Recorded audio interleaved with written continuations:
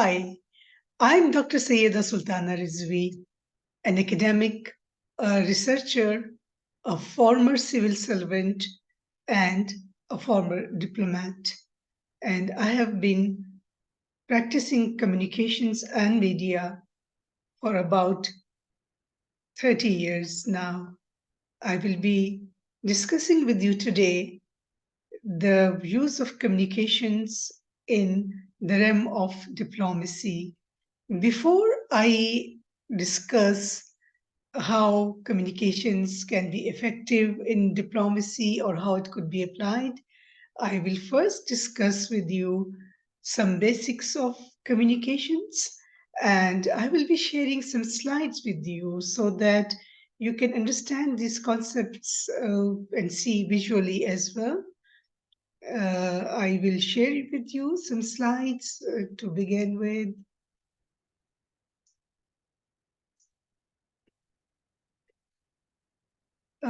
Communications in the realm of diplomacy, that's my topic today. But communications is something that is applied in every walk of life and every moment of our life. If I say, like, other than the time we are sleeping, we are communicating to ourselves or to people around us in one way or the other.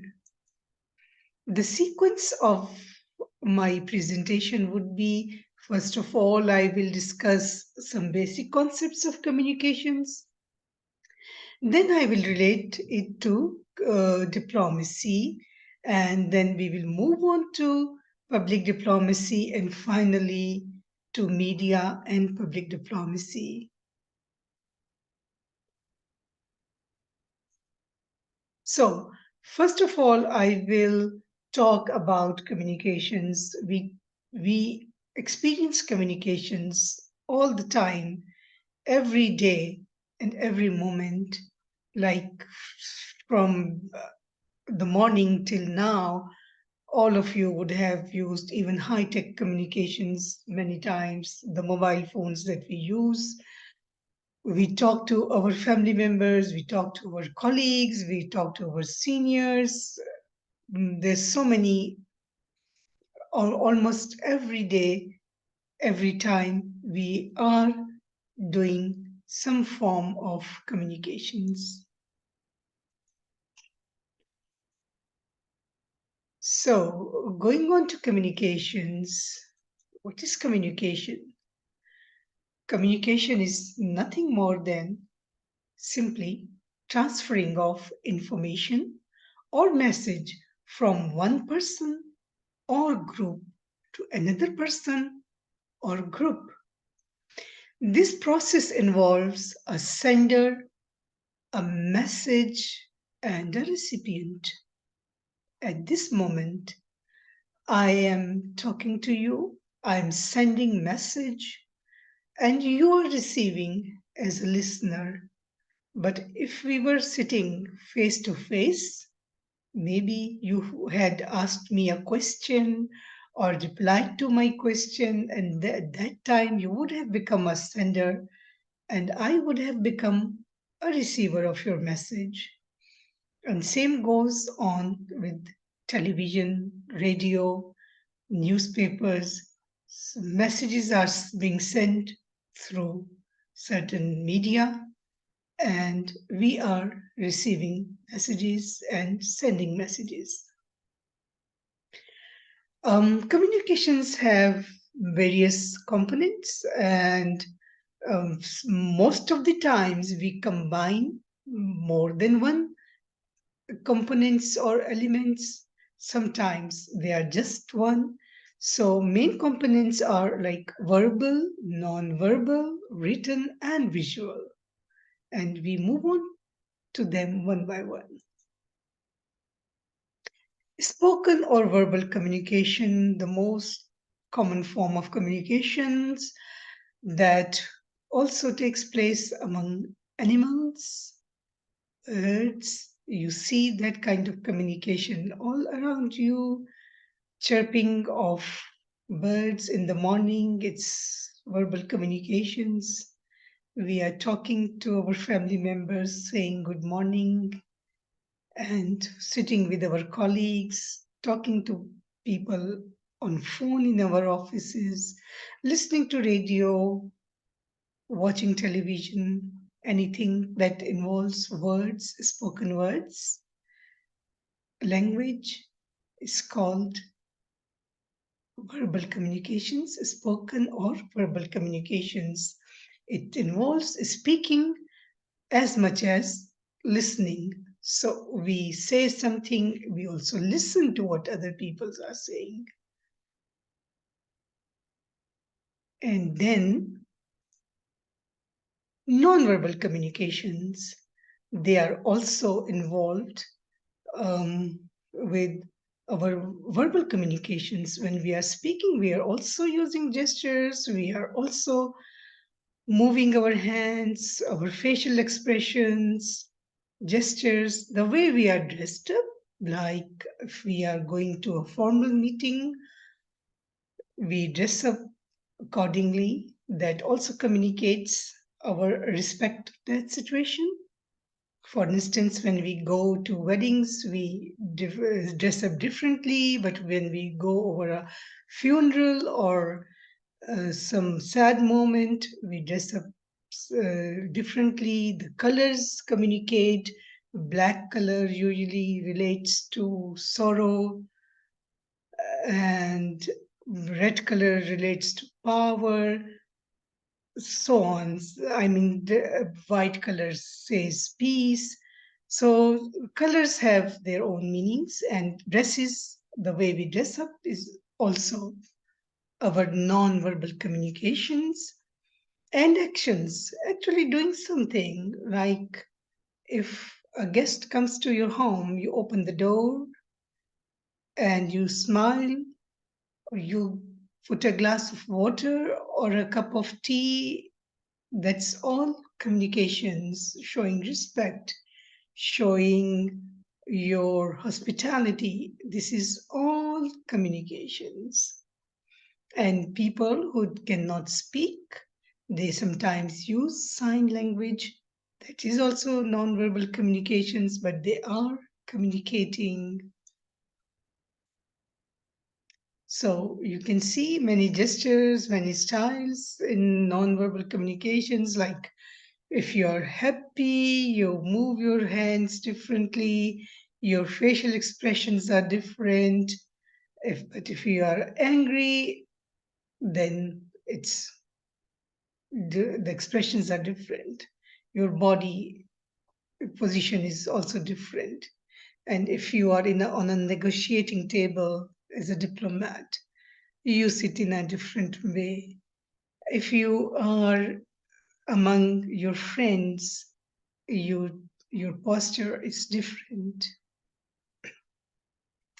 Then written communications, they are mostly for those who can read and write. So letters, emails, messages on our social media, newspapers, books, magazines. Excuse me. All these are forms of written communications.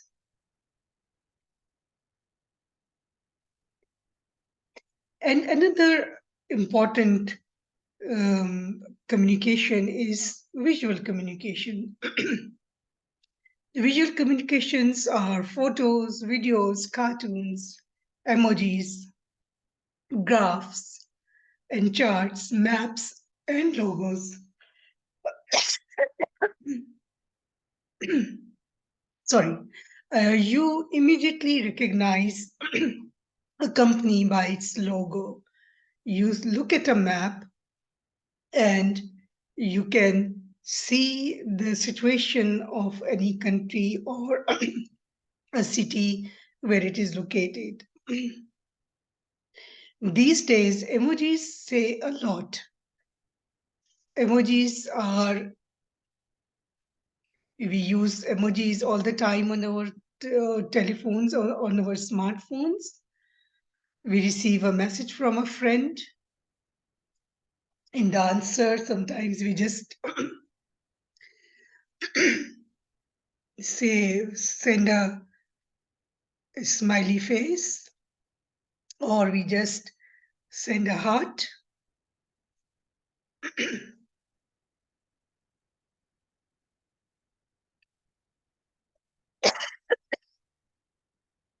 Then we see the levels of communication.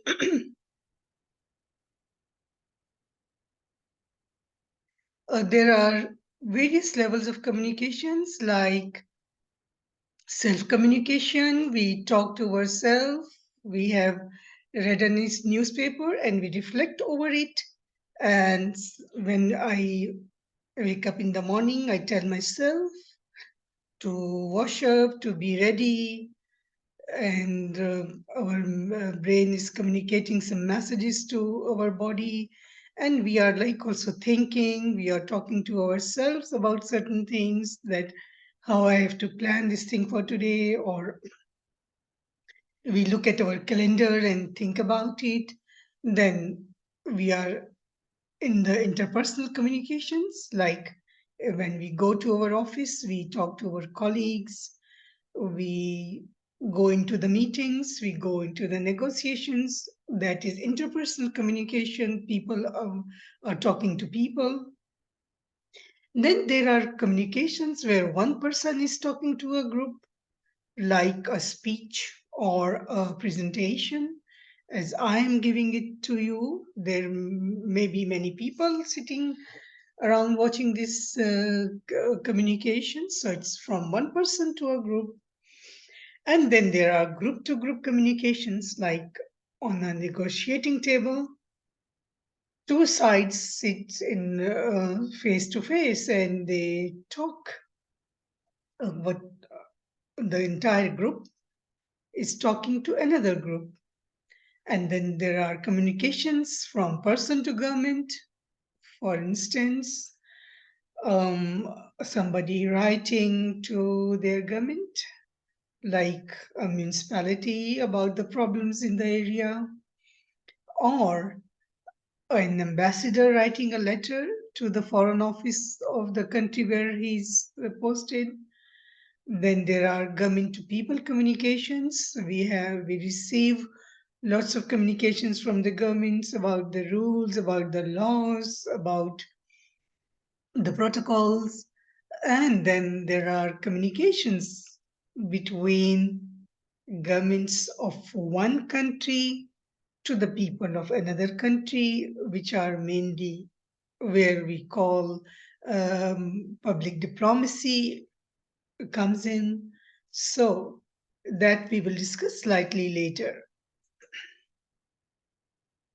Now, power of communications. Why communication is supposed to be a power? It's powerful because it can shape perceptions. The communications we receive, they have a power to shape our perceptions about people, about countries, about various attitudes. Like, for instance, there are ways of government, like democracy is perceived as a very representative method of government. So we build perceptions when we are communicated about certain values and certain actions and certain happenings and um, traits about certain people or the entities. We built up our perceptions. That leads also to formation of our public opinions. We have our opinions, and the publics in different countries have their opinions. And this influence behavior. The way we act comes from our perceptions and our opinions and our cognition, what the knowledge that we have about certain things. And communications can create cultures, it can promote cross cultural understandings, and so on. So we have to be we must use communications effectively. To be effective, communications must rest on some important components again, and these are 7 C's of communications. Clarity, communications should be clear, concise, complete, correct, coherent, comprehensible, and concrete. For example, I give you an example of a 7 year old child moving towards a hot cup of tea which is lying on a table. The mother's objective is to stop that child from touching the hot cup of tea. If she uses these uh, 7 C's of communications, she would tell the child, instead of saying, "Don't touch that," she will say, "Don't touch the cup of tea, the hot tea that is lying on the table, because it will burn your hands." So it is, if she says that just don't touch that cup, that's neither clear that what which cup. There could be like 2 cups lying there, one of tea, hot tea, and one of cold milk, maybe. And she has to be concise about, like, she doesn't need to say that touch the other cup, but she has to be concise about the matter of fact, and that communication has to be complete, that don't touch that cup of tea that's lying on the table. It has to be correct because tea is hot. She communicates that that cup of tea is hot and it will burn your hand. It has to be coherent, and it doesn't, I mean, it doesn't have to be in disjointed sentences, will make no sense. And it has to be comprehensible in the language, in the words that a child can understand. So, and it has to be concrete. It has to be like either spoken or communicated through gestures. It cannot be abstract. So these things we also use when we are like in diplomatic communications. We have to be very careful about these things. And then there are also 7 C's plus, which make your communications even more effective, are courteous, captivating, contextual, consistent, credible, calculated, culturally sensitive. Courteous communication has better chance of being absorbed and communicated effectively, rather than if people talk to other people rudely or not in a courteous manner, there there are less chances of them being heard. Same goes with captivating things that can hold your attention, contextual, that you just cannot say in something which is out of context, which is from nowhere, and you talk about that, people will not understand. Then it has to be consistent. One letter saying one thing and the next letter saying, taking another position. This inconsistency will create confusion, and your communications won't be able to get the objectives that you want to communicate.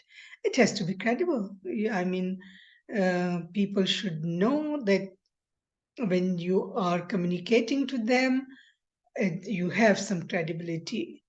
Then it has to be calculated in all the different aspects, that it is taking care of what mode of communication I have to use, what medium, what kind of language, how many paragraphs, how lengthy the communication should be, and it has to be culturally sensitive. Like if you are talking to people, maybe to people who follow certain religion, and for them, talking about certain thing is a taboo, or it's not considered good, Then, if you talk about those issues, you may annoy them culturally.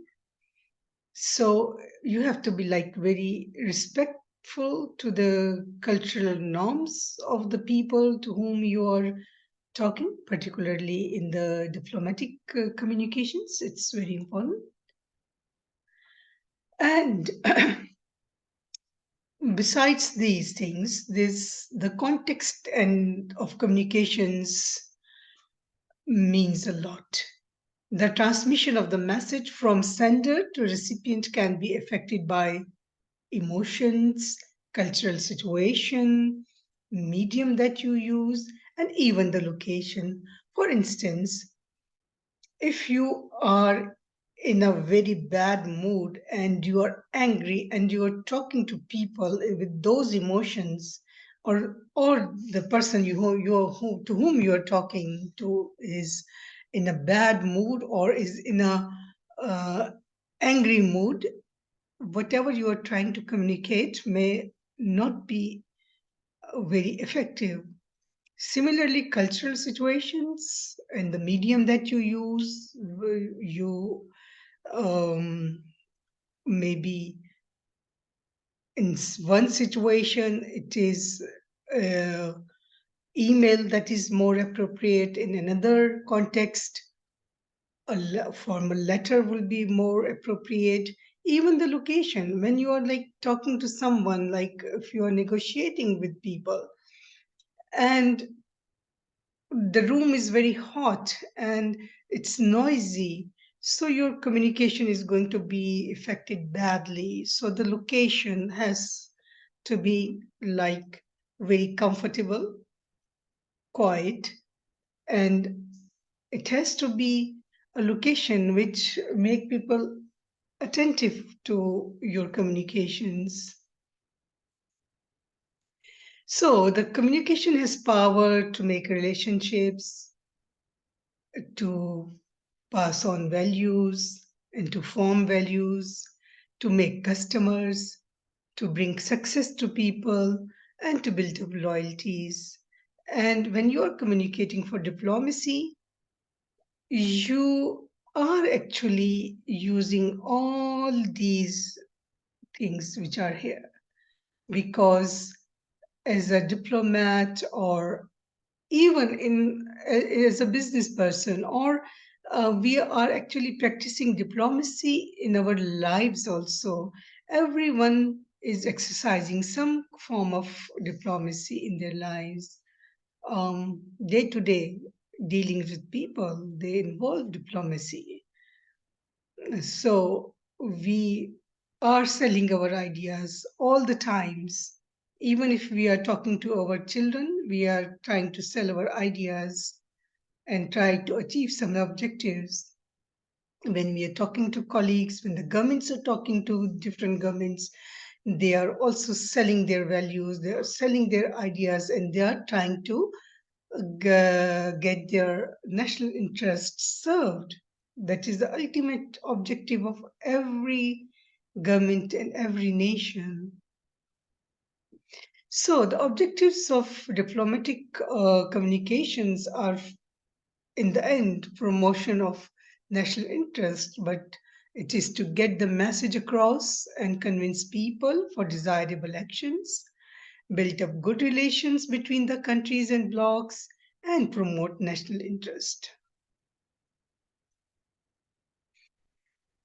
Diplomatic communications are actually attacked. Even for a good diplomatic communicator, one has to be very tactful, and it involves understanding of other people and cultures. Sensitivity to other peoples is very important, and sensitivity to their opinions, beliefs, ideas, and feelings. Diplomatic communications can be honest, but not brutally honest, because sometimes a diplomat has to be hypocrite as well in many ways, like sometimes to get your objectives achieved, you actually have to be double faced, or you may not believe in something, but you actually have to pose certain things, and sometimes it compromises the honest opinion. Assessing situation is very important in all the communications, like particularly if you are um, communicating for diplomatic on a, in a diplomatic with a diplomatic objective. It requires mindfulness. Mindfulness is something that we always need while communicating, and even in the public diplomacy and diplomacy, that you have to be aware of your surroundings, opportunities. You have to be mindful of opportunities that arising from the answers of the other person, from the replies of other person, the responses of other person, and you have to be very well prepared, that when you are talking at a diplomatic level, it has to be like very calculated, well prepared, knowledge of other people's norms, values, cultures, opinions, their values. And you have to practice all the things, like so that if you have well practiced assessing the situation, being mindful, and how to communicate clearly with concise and with the correct knowledge and coherence, that is very important. And reflexivity is another component that makes you tactful, because even after you have communicated in certain situation, you must reflect afterwards, which involves how could I have modified my communication style to better meet the needs of the other person? What word choices might have conveyed my message more clearly? Did I take my time to respond, or was I rushed in talking too much? Did I show the other person that I was listening to understand them? What did my face say? As I told you, that communications involves mostly all the components, your words, your gestures, the way you dress up, your expressions, everything counts a lot. If you are like thinking of building a collaboration with some party, and you are talking with them on over a table, and but you are showing yourself as very rigid, your facial expressions are very rigid, there are lesser chances of other person getting connected with you. You have to build up connection with people. This is more about connecting with people, connecting with others. And a tactful communicator must be very much aware of do's and don'ts, which save you from very awkward situations. Like a tactful communicator can sense the impact of communication on another person's feelings or thinking, and he or she avoids bad feelings or awkwardness while responding, but at the same time asserts essential messages in a delicate and well meaning manner. So, diplomatic communications are very delicate and well meaning. You have to be like careful, as I discussed in previous slides, that you have to be culturally aware, culturally sensitive, know the values, the opinions, the feelings of other people to whom you are talking. And now we talk about public diplomacy. Public diplomacy is a domain in international relations which rests around using of soft power. and communications and interaction between a country's government and a foreign public's objectives, uh, foster understanding, public relationships, engage with foreign audiences, share a country's values and policies, shape public opinion, promote national interest in the end. So it all rests around building up relationships with people uh, through several ways. Like it's not just the government to government aid or something, it's much more than that. For instance, if you look at this tower, this spiral iconic tower in the Olympic Village of 2012 Olympics, this was donated by an Indian company, and it is a gift. It is a public diplomacy gesture which is going to be standing there for years to come. But it's a gift that stands there. Here you see a Danish ambassador to Pakistan.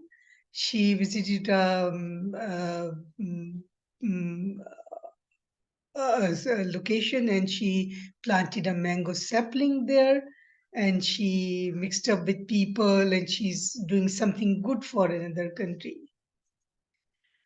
Here you see Japanese Children Park in Islamabad, Pakistan, that was built up by government of Japan for the children of Pakistan, and it's a very good public diplomacy gesture that you are doing something for the public. Um, Soft power and public diplomacy rests on many models. Like there is a two-way communication model, which emphasizes the importance of interactive and reciprocal communications between governments and foreign audiences. Like instead of one-sided communication approach, it enables dialogue, understanding, and relationship building. Then Milson's model of network diplomacy, which says that multiple actors beyond government agencies are very important, and it calls upon building and utilizing networks of non-state actors such as NGOs, academics, cultural exchange programs, sports events, and exchanges of exports and trainings, education, all these things.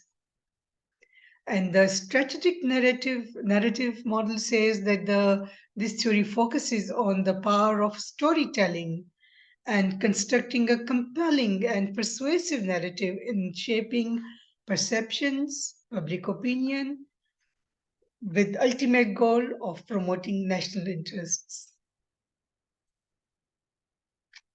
And then soft power and media. How soft power and public diplomacy can make use of media.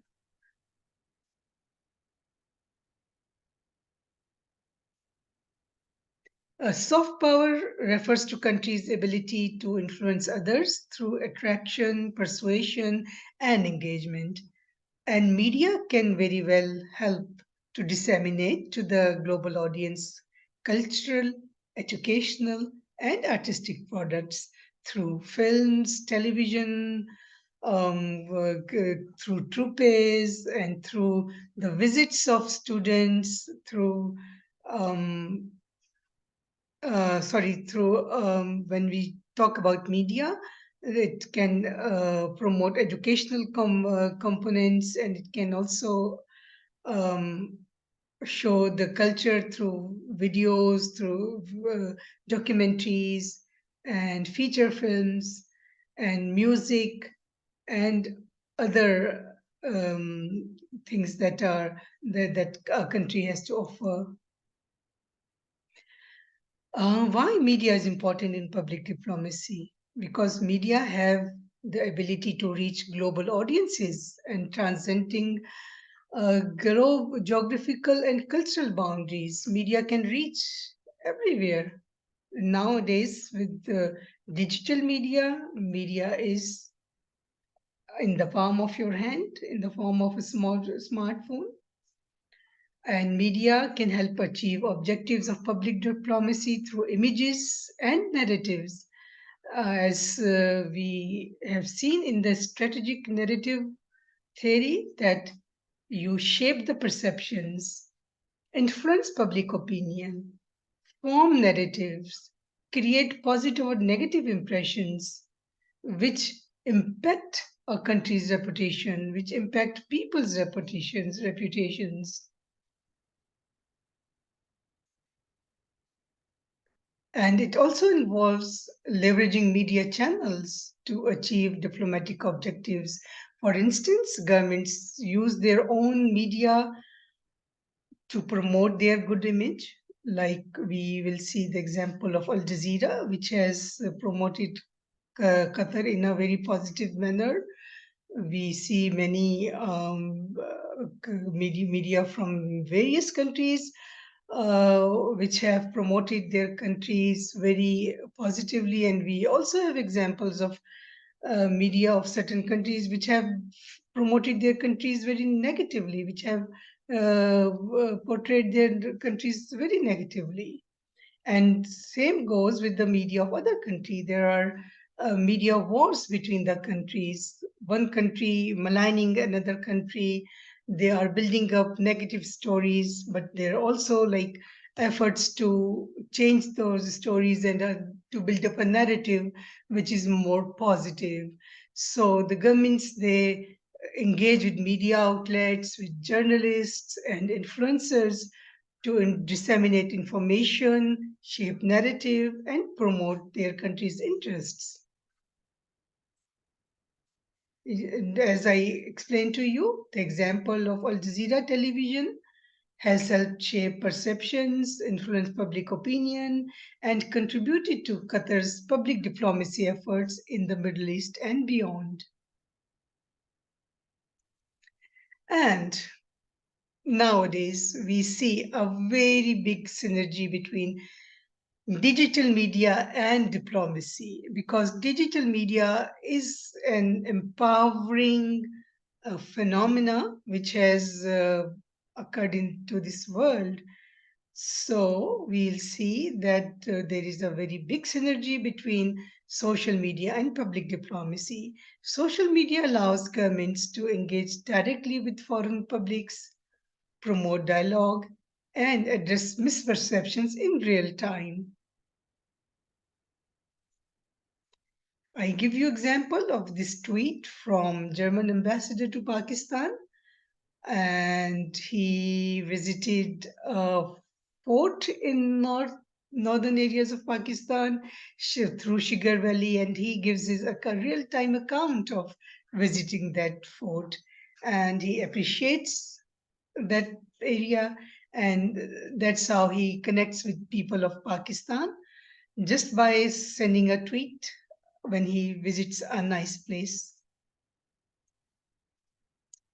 And lastly, I would like to explain to you that although communications have big power and we use communications in diplomacy and public diplomacy, and we use media, but there are also tools and methodologies to assess and the effectiveness and impact of public diplomacy efforts, as which involve analysis of the outcomes, outreach, and engagement of public diplomacy initiatives, and they also inform evidence-based policymaking. And because it's very necessary that sometimes there are educational programs for for the sake of soft power, like you would have heard of Fulbright scholarships or Chevening scholarships from Britain and Fulbright scholarships from USA. But one has also to assess the effectiveness and impact of these public diplomacy tools, that how far they have been able to reach the objectives and what were the outcomes and outreach and engagement with the publics of the countries for which these efforts and initiatives were directed. And there are also challenges and ethical considerations also associated with media driven public diplomacy, like media bias and misinformation and disinformation, propaganda, transparency, and accountability, which need strategic and ethical communication practices. I mean, sometimes governments of one country create can create misinformation and disinformation in another country, and sometimes you see very negative propaganda. And so transparency and accountability are the most important things in when we use media in public diplomacy. Thank you very much, and I will be uh, sharing with you more talks about communications, diplomacy, and many other subjects of national and international um, interests, and also on sustainability, which is a subject which is very close to my heart and a very important subject. So, goodbye for now,